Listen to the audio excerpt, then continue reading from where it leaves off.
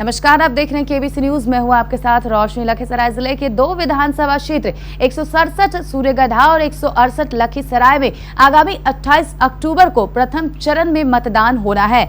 मतदान की तिथि जैसे जैसे नजदीक आ रही है, वैसे वैसे स्टार प्रचारकों का क्षेत्र में पहुंचना भी शुरू हो गया है। इसी क्रम में आज लखीसराय जिले के सूर्यगढ़ा विधानसभा क्षेत्र में स्टार प्रचारक के रूप में पहला कदम राज्य के मुख्यमंत्री नीतीश कुमार ने बढ़ाया है। सीएम नीतीश कुमार ने अपने दल के प्रत्याशी रामानंद मंडल के पक्ष में आज +2 उच्च विद्यालय अमरपुर के मैदान में वर्चुअल चुनावी सभा का आगाज किया। वर्चुअल चुनावी सभा को संबोधित करते हुए मुख्यमंत्री नीतीश कुमार ने बीते 15 वर्षों में उनके नेतृत्व में विभिन्न क्षेत्रों में हुए विकास से जुड़े काम और समाज में संभाव को लेकर अपनी प्रतिबद्धता का उन्होंने विस्तार से जिक्र किया। उन्होंने कहा कि काम के आधार पर वोट देने का निर्णय कीजिए। काम पसंद नहीं तो निर्णय लेने का अधिकार सभी को है। समाज अगर काम के आधार पर निर्णय लेगा तो वह राज्य और देश हित में होगा। मुख्यमंत्री अपने संबोधन में विपक्ष पर खासे आक्रामक थे।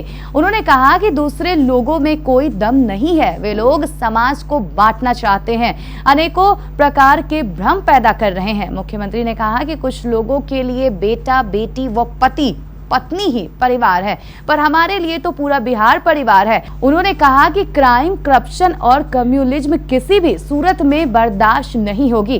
चुनावी सभा मंच पर स्थानीय सांसद राजीव रंजन सिंह उर्फ ललन सिंह, लखीसराय के विधायक सह राज्य के श्रम संसाधन मंत्री विजय कुमार सिन्हा, जदयू प्रत्याशी रामानंद मंडल, अशोक चौधरी आदि मौजूद थे। वहीं कोरोना काल में हो रहे बिहार विधानसभा चुनाव में चुनाव आयोग के जारी आदेश के खुलकर धज्जियां भी उड़ाई गई।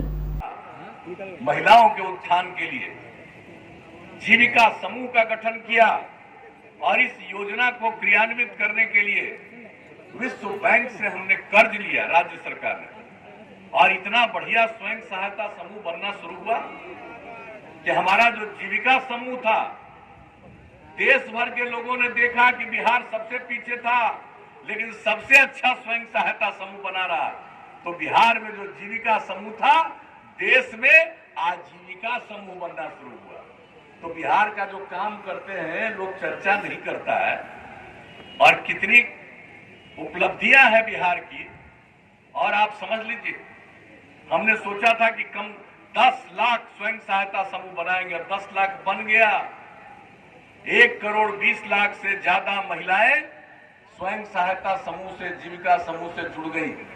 और जीविका समूह से जुड़ने के बाद कितनी जागृति।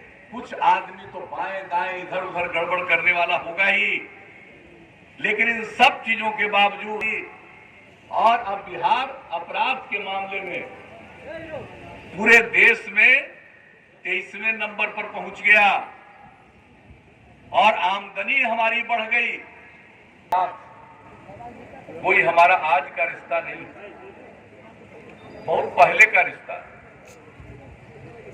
जब हम बाढ़ के सांसद थे, केंद्र में मंत्री बने थे, और उन दिनों भी, और जब हम लोगों ने सत्ता पार्टी बनाया था, तब से लेकर के न जाने कितनी बार यहाँ के विभिन्न क्षेत्रों में आने जाने का मौका और आप सब लोगों से संपर्क करने का मौका मिला।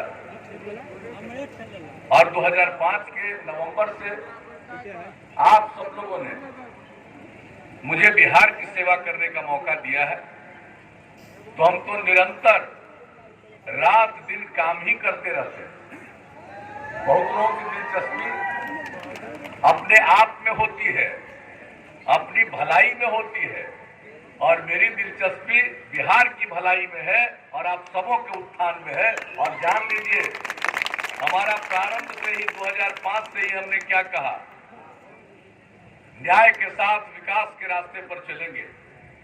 और न्याय के साथ विकास का मतलब है हर इलाके का विकास और समाज के हर तबके का उत्थान। और जो तबका किनारे पड़ा हुआ, हाशिए पर था, उनको मुख्य धारा में लाने का प्रयास। और बताइए, यही काम तो हम करते रहे।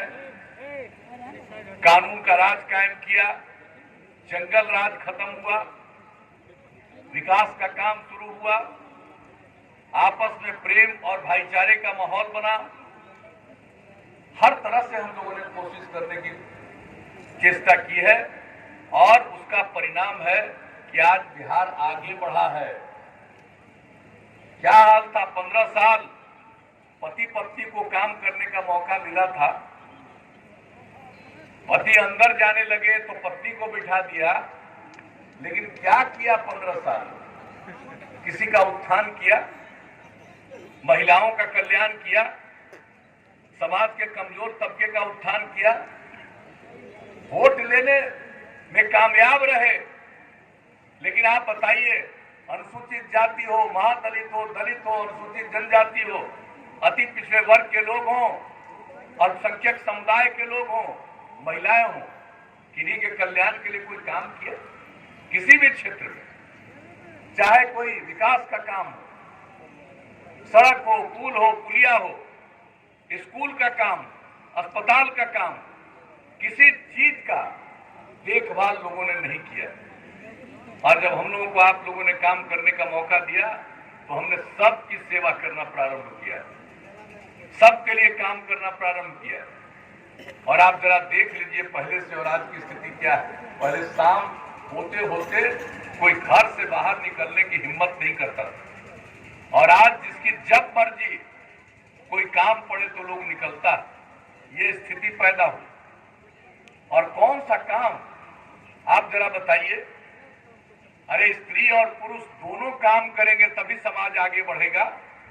महिलाओं की कितनी उपेक्षा, लेकिन जब हम लोगों को काम करने का मौका मिला तो सबसे पहले हमने महिलाओं के सम्मान के लिए काम शुरू किया।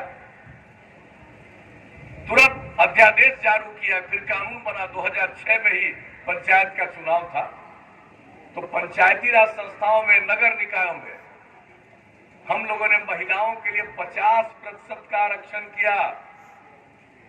अनुसूचित जाति 16%, अनुसूचित जनजाति 1%, अति पिछड़े वर्ग को 20%, और उन लोगों के राज्य में 2000 में चुनाव कराए थे, किसी को आरक्षण मिला था? चुनाव ही नहीं कराते थे, और जब कराए तब किसी को नहीं। और जब हम लोगों को मौका मिला तो तत्काल कानून बना करके ये सब काम किया। जो संवैधानिक व्यवस्था की गई केंद्र के द्वारा, और उसमें महिलाओं के लिए 1/3 कम से कम आरक्षण का प्रावधान किया गया था।